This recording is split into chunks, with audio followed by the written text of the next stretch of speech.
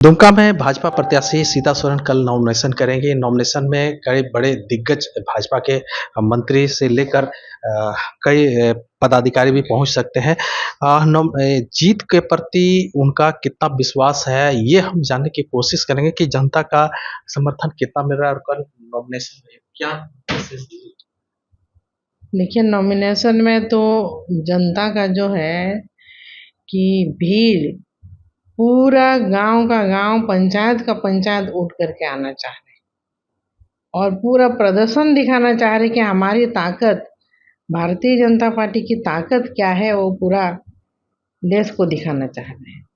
और नेताओं का तो जो केंद्रीय रक्षा मंत्री श्री राजनाथ सिंह आ ही रहे हैं और यहाँ से भी प्रदेश जो प्रदेश अध्यक्ष बाबूलाल मरांडी जी भी है और बाकी लोकल के लीडर सब और पूर्व मंत्री विधायकगण सब रहेंगे।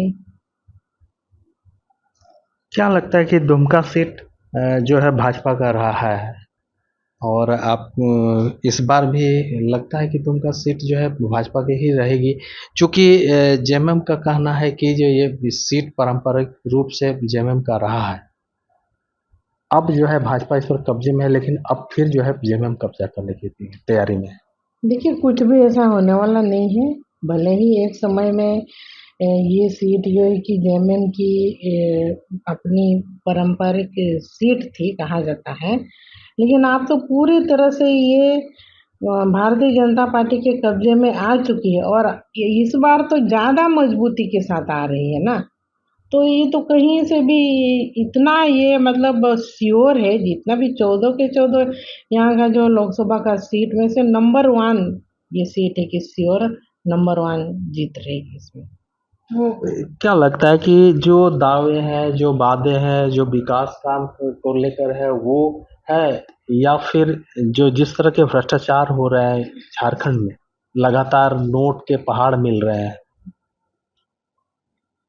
जी बिल्कुल, पूरे तरह से कि मौजूदा जो सरकार चल रही है अपनी जो छवि है, छवि को भी पूरी तरह से खराब कर चुके हैं आज का डेट में।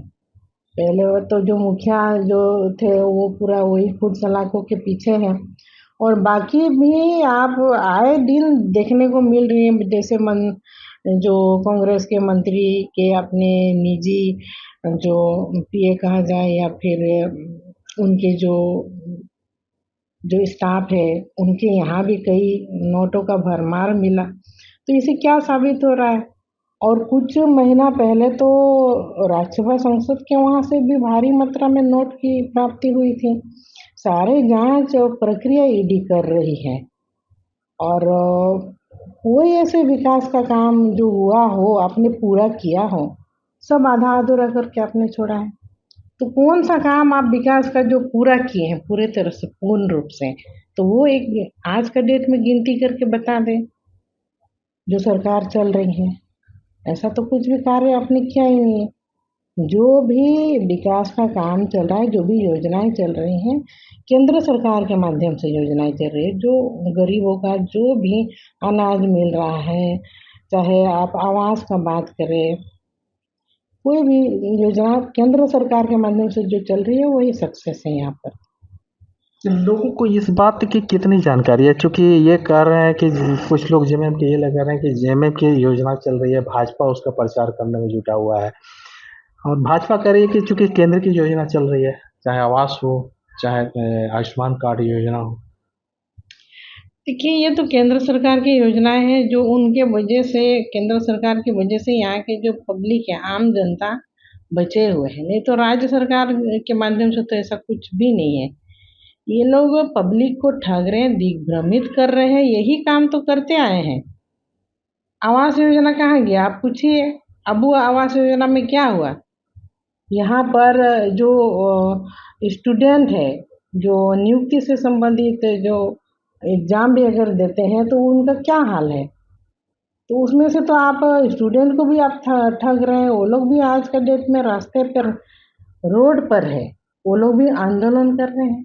तो क्या होगा, सभी लोग जब आंदोलन पर जुट जाएंगे तो विकास आप कहाँ देख रहे हैं?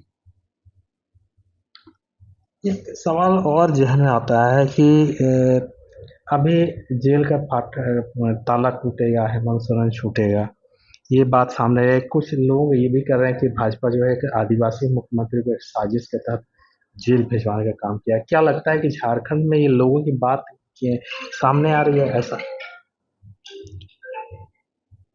देखिए, एक तरह से जेल का ताला टूटेगा, हर जगह हर मंच पे हर जगह एक यही नारा इन लोगों का रहता है। तो ये संवैधानिक मुद्दा है, संविधान को आप अपने हाथ में ले रहे हैं एक तरह से, और एक तरह से आरोप लगाते हैं कि मोदी जी संविधान को बदलना चाह रहे हैं। ये दोनों एक तरह से देख लीजिए, एक आप खुद ही संविधान के ऊपर बढ़ चढ़ करके बयानबाजी दे रहे। जेल ताला बहुत तरह का ताला होता है, लेकिन जेल का ताला टूटना ये एक बहुत ही संवेदनशील बातें हैं। और एक तरफ आप मोदी जी पर आरोप लगाते हैं कि आप संविधान को बदलना चाहते हैं, और मोदी जी खुद ही संविधान की रक्षा करते हैं, सम्मान करते हैं।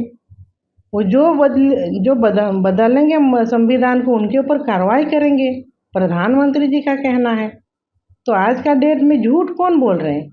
यहाँ तो फिर ये लोग बौखला गए हैं, इन लोग का दिमागी संतुलन अभी सही नहीं रह गया है, जिस तरह की परिस्थिति को ये लोग देख रहे हैं। लगातार जो है कल्पना सोरेन जी जो है मंच पे गुरुजी को भी लाने की बात आपने कही है। क्या लगता है कि गुरुजी चूंकि एक दिशम गुरु है और आप कह रहे हैं बीमार है?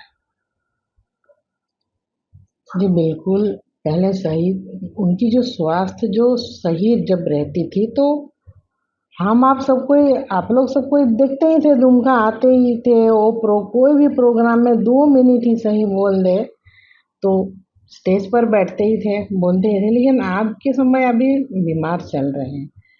ये एक उम्र के बाद जब शरीर जब हमारे बुजुर्ग हो जाते हैं, तो हर समय ऐसे नहीं चलाया जा सकता है। अभी उनको आराम की ज़रूरत है। लेकिन ये लोग अपने राजनीतिक फायदा के लिए उनको स्टेज पर बैठा रहे हैं। यहाँ उलगुलान जो रैली हुआ था उस समय भी बैठा है। यहाँ जो वो नॉमिनेशन करने के लिए आई, वहाँ भी उनको बाय रोड लेकर के इतनी गर्मी में लेकर के आए, वहाँ भी कई घंटा तक बैठा करके रखा। तो उनको हमारा कहने का ये है कि उनको आराम करने दिया जाए। आप जो काम करेंगे उसी के अनुसार ना आपको पब्लिक वोट देंगे। क्या लगता है इनको सेहत से खिलवाड़ किया?